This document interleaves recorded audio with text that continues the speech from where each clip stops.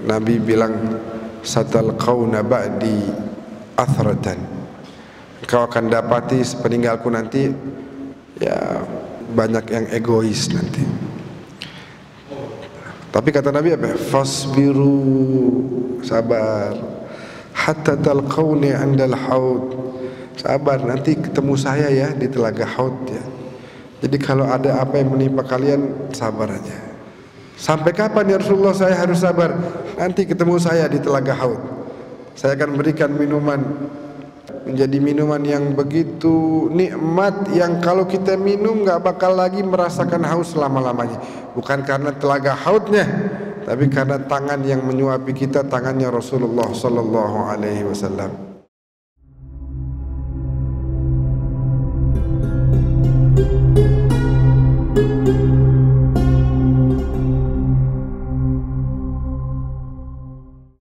Bismillahirrahmanirrahim. Assalamualaikum warahmatullahi wabarakatuh. Alhamdulillah wassalatu wassalamu ala Rasulillah Sayyidina Muhammad ibn Abdullah wa ala alihi wa sahbihi wa mawala. Subhanaka la ilma lana illa ma 'allamtana innaka antal alimul hakim. Rabbi antiqni bil huda wa alhiqni bis salihin.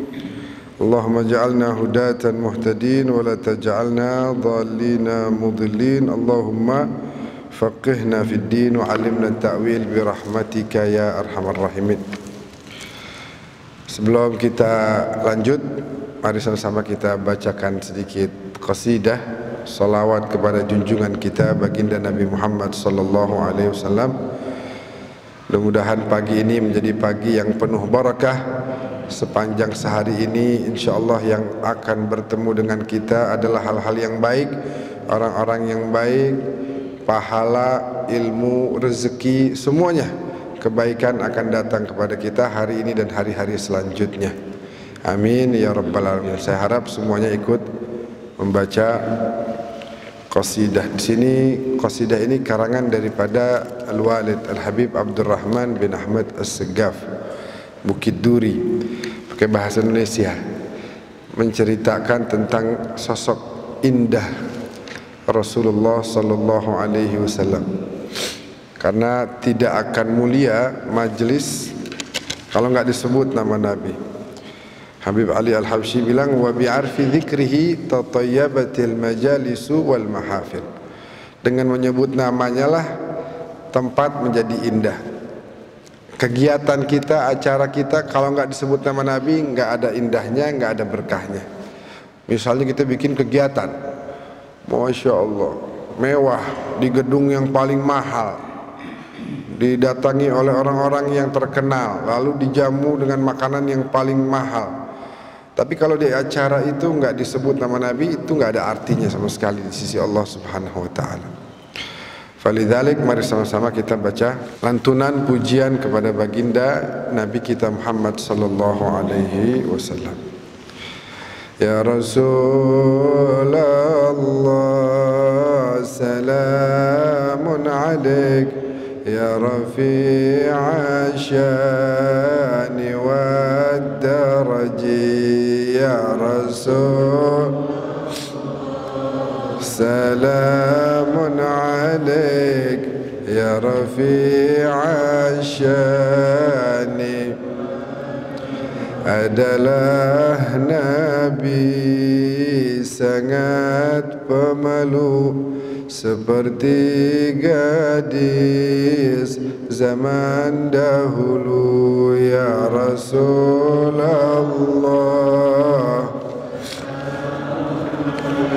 ya rafi'a syani.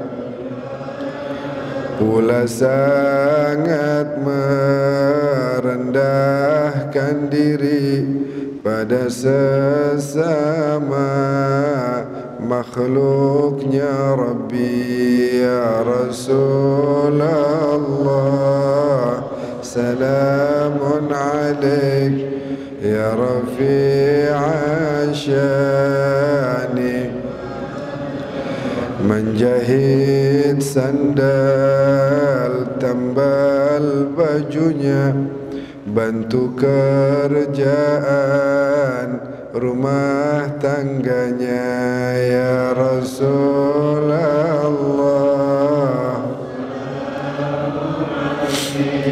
Ya Rafi'a syani, menimba air, memeras kambing, pergi mencari kayu yang kering ya Rasulullah.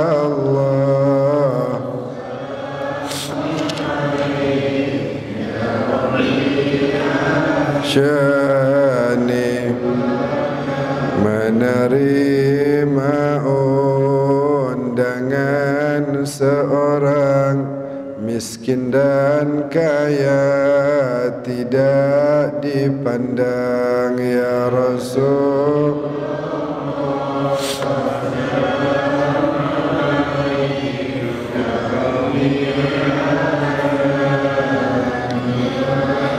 Jika berjumpa Nabi selalu memberi salam lebih dahulu ya Rasulullah.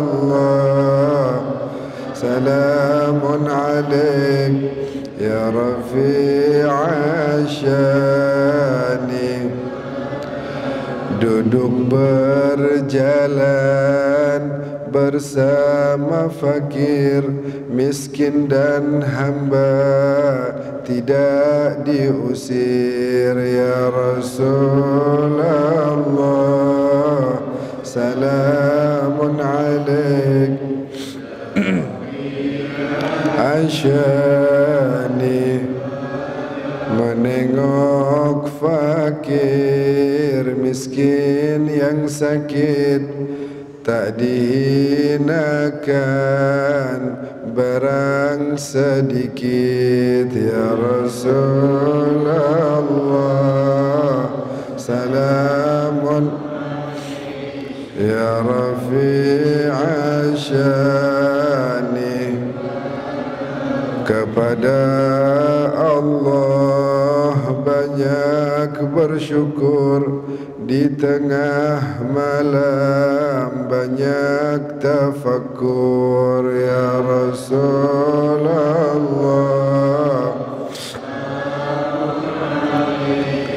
Ya Rafi'a syani, sungguh sempurna dan sangat tinggi, tak seorang dapat membatasi ya Rasulullah. Salamun alaik ya Rafi'a syani wad daraji. Allahumma salli wa sallim wa barik alaihi wa ala alihi.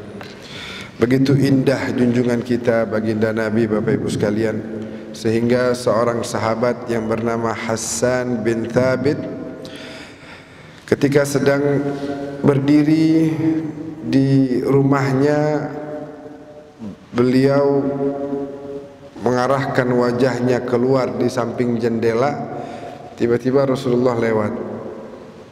Melihat keindahan Nabi, spontan Hassan bin Thabit langsung bilang apa? Wa ajmalu minka lam tara qattu aini wa ahsanu minka lam talidin nisa'u khuliqta mubarra'an min kulli aibin ka'annaka qad khuliqta kama tasha'u.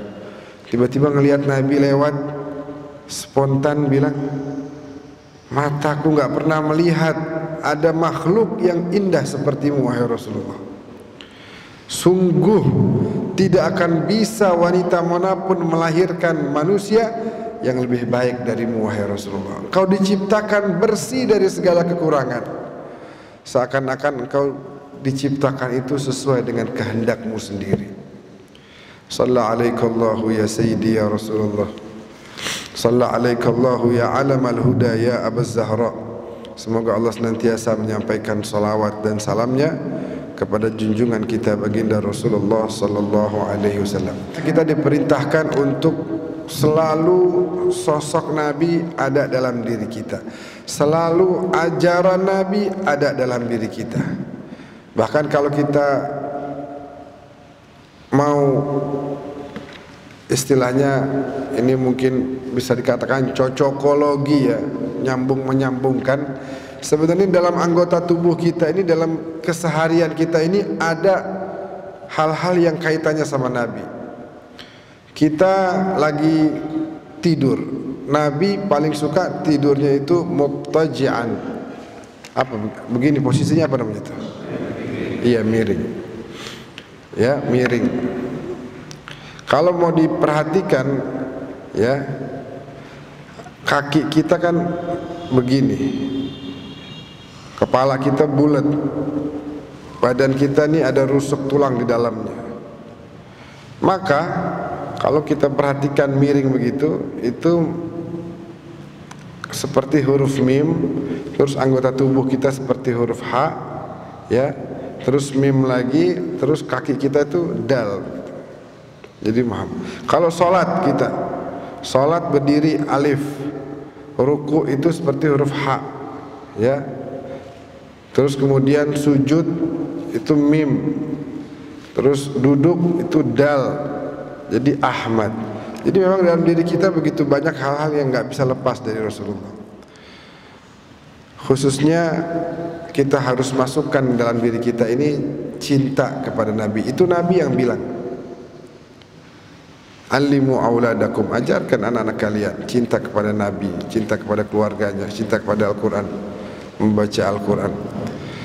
Dulu seorang penyair bernama Muhammad Iqbal dari Pakistan menuliskan satu syair yang di situ isinya kisah perkumpulan para iblis dan syaitan sedang rapat meeting memikirkan bagaimana cara yang paling ampuh menghancurkan umat Islam. Rapat, yang satu bilang kita ganggu aja dengan maksiat, itu terlalu biasa. Ya udah kalau gitu, kalau lagi sholat kita tunda-tunda aja, tunda-tunda terus, supaya kalaupun sholatnya di akhir waktu. Kita ini aja goda yang lakinya dengan wanita, yang wanitanya dengan laki-laki, kita goda dengan barang-barang yang haram, kita goda. Kata pimpinan iblis dan syaitan bilang, itu semua dengan satu kalimat taubat selesai. Istighfar diampunin sama Allah. Tadi Ustaz Fawaz bilang, ketika kita istighfar, Allah ghafir, Allah ghaffar, bahkan mengampuni dosa yang berulang-ulang. Allah ghafur, mengampuni dosa yang, kalau bahasanya maulid diba itu, dalam maulid diba diceritakan sebuah hadis, ada katanya di situ dikisahkan tentang kondisi hari kiamat, tentang kondisi hari di mana manusia lagi dihisab. Saat itu dikisahkan dalam hadis tadi yang diriwayatkan oleh Ka'b al-Ahbar tentang umat Nabi nanti terbagi menjadi 3 kelompok. Thuluthun yadkhulunal jannata bighairi hisab. Kelompok pertama masuk surga enggak pakai dihisab. Mudah-mudahan kita masuk golongan ini. Amin. Sebab kalau dihisab berat Bapak Ibu sekalian. Dihisab berat. Ad-dunya halaluhu hisab. Dunia ini halalnya aja dihisab. Kita nih punya duit, kebetulan banyak duit kita, beli mobil, ngeliat lagi sono mobil baru lagi, beli lagi, lihat lagi, beli lagi, padahal kagak dipakai. Itu aja tuh kan halal tuh, duit-duit kita. Itu aja ditanya sama Allah, kenapa dibeli lagi? Yang ada kan udah cukup. Kenapa tuh duit nggak dikasih? Tetangga ente ada yang kelaparan tuh, lah sepupu ente tuh kontrakannya nggak bayar-bayar, kenapa nggak ente bantu? Ponakan ente tuh bayaran sekolahnya belum lunas, kenapa ente nggak bayarin? Kenapa ente malah beli mobil lagi? Ad-dunya halaluhu hisab, apalagi yang haram. Yang halal aja ditanya, dimintai pertanggungjawaban. Makanya amma man utiya kitabahu biyaminih fasawfa yuhasabu hisaban yasira. yang orang dapat nanti kitab amalannya dikasih pakai tangan kanan, hisabnya ringan. Wa yanqalibu ila ahlihi masrura, masuk ke surga ketemu sama keluarganya dalam keadaan senang. Wa amma man utiya kitabahu wara'a dhahrih, siapa yang dikasih pakai tangan kiri dan dari belakang, fasawfa yad'u thubura wa yasla sa'ira, aduh, masuk ke neraka. Na'udzubillah min dzalik. Itu kelompok yang pertama, masuk tanpa dihisab. Katanya jumlahnya 70.000. Dan setiap orang dari yang 70.000 ini, berkat doanya Nabi, setiap orang yang dari 70.000 ini nanti satu orang membawa 70.000 lagi. Jadi kalau di total 4.900.000.000 umat Nabi masuk surga nggak pakai dihisab. Tapi itu sedikit. Umat Nabi jumlahnya berapa ini? 2.400 tahun nih. Yang kedua, kelompok yang kedua ada dosanya ya, sehingga dosa tadi nggak pakai dilihat sama Allah. Kata Ustaz Fawaz tadi, ghafartu lahu wala ubali, saya ampunin, udah saya nggak peduli lagi, deh ampunin, masuk surga. Tentu dengan derajat yang berbeda. Nah yang ketiga nih, tadi Ustaz Fawaz bilang ghafur, mengampuni dosa-dosa yang besar. Yang ketiga, malaikat lapor, ya Allah, kalau yang kelompok yang ketiga nih, roman-romannya berat nih. Kenapa? Wajadnahum asrafu ala anfusihim, mereka kelewat batas. Wa wajadna a'malahum minadz-dzunub ka'amtsalil jibal, dosanya kayak gunung-gunung, gede banget, banyak banget. Kata malaikat. Malaikat nyerah dah. Yang ketiga nih, ya Allah, modelannya kayak begitu, modelannya dosa mulu.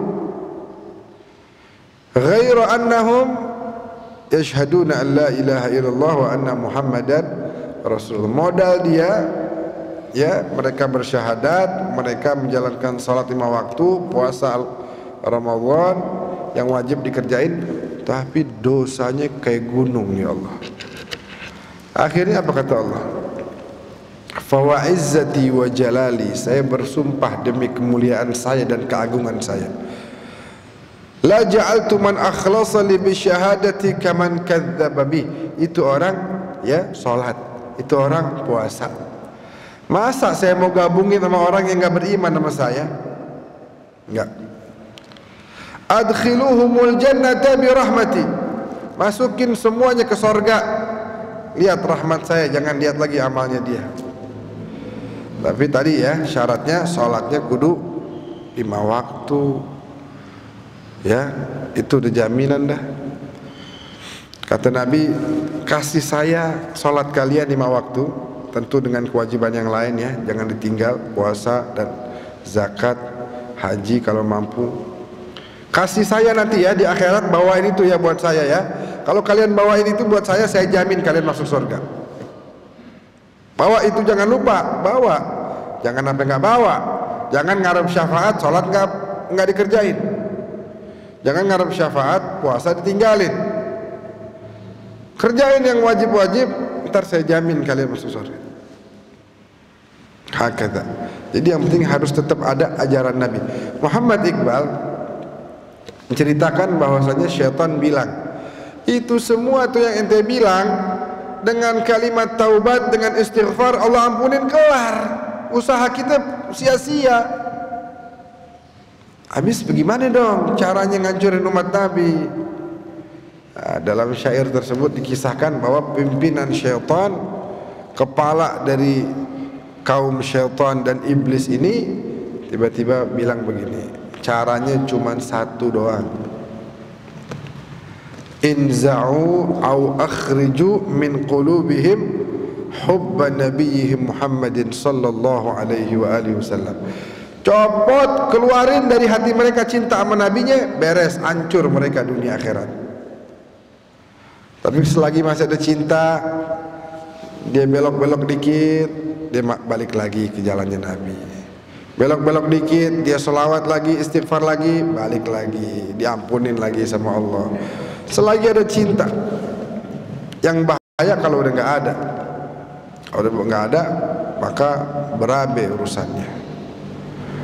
Falidzalik, bapak-bapak, ibu-ibu sekalian yang dimuliakan oleh Allah Subhanahu wa taala, tanam terus cinta Nabi di hati kita. Begitu indah perangai beliau sallallahu alaihi wasallam. Bagaimana beliau begitu indah perangainya, begitu baik, sopan, santun. Kita ikutin. Jangan kita lepas ini. Ya. Karena jangan sampai kita kemudian salah kaprah dalam beragama. Kita ini dalam beragama harus sesuai dengan tuntunan Nabi. Kemarin saya kan baru pulang nih dari Damaskus minggu yang lalu, nganterin santri 54 orang ke Suriah. Ketemu sama guru-guru kita, ketemu sama teman-teman kita, ziarah makamnya para nabi. Ada Nabi Yahya kita ziarah, para ahlul baitnya Nabi, anak cucu Nabi, para sahabat. Kita ziarah Bilal bin Rabah, tukang azannya Nabi, Abu Darda dan lain-lain. Kita ziarah, termasuk guru kita yang meninggal di bom, Syekhana Syahid Muhammad Said Ramadan Al-Buti rahimahullah wa nafa'ana bihi fid darain.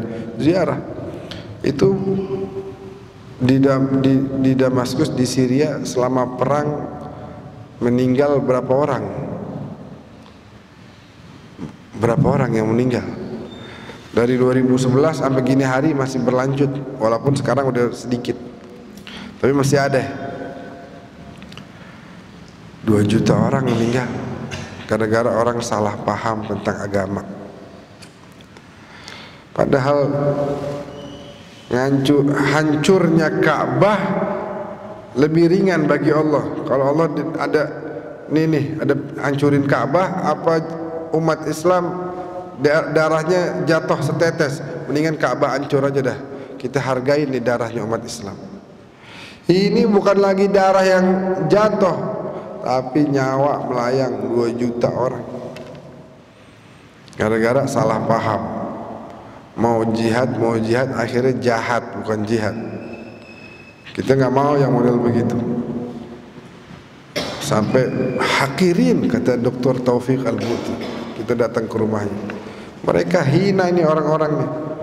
Wallah, mereka perang bukan lawan kita, mereka perang bukan ngancurin kita, mereka perang lawan Allah. Masjid yang ada di Aleppo dihancurin tuh masjid.